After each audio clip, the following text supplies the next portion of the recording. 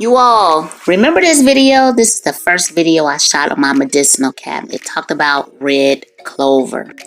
So what we're going to do is we are going to go into the field because I did mention that I would do an updated follow-up video. So this is it. Let's go.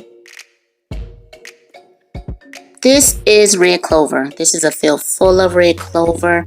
The blooming period usually starts about late spring, and it can continue on depending on the weather right through usually I would say late October. If you notice, it's really not red, right? It is actually like a pinkish purple. But one thing I love, wow, this field is full of red clover.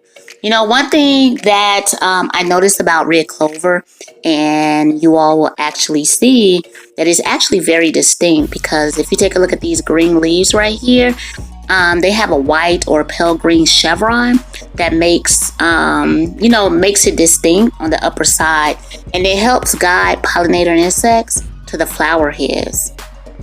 Now, each of these flowers consist of numerous tiny flowers. These flowers, they are like a tubular shape.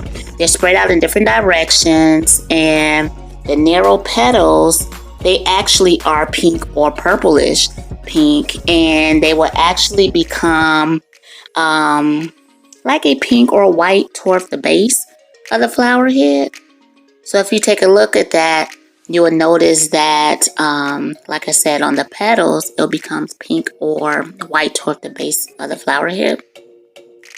Now, with these flowers, there's a lot of edible parts in the flower. So although the leaves can be tossed in a salad, I like to use it in a tea. The preferable part of the wild edible is actually the flower head, the flower itself.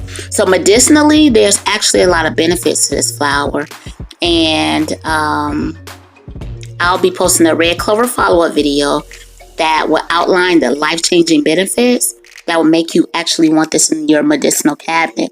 So take a look at these beautiful flower heads. They're all different colors, different shades. I actually will dry these out and add it to my medicinal cabinet. I do have some harvest from last summer, so you will actually find this in the store, and the most common brand that I saw is this Traditional Medicinals brand right here, and you can go and get it. So hey, you all, let's get healthy together.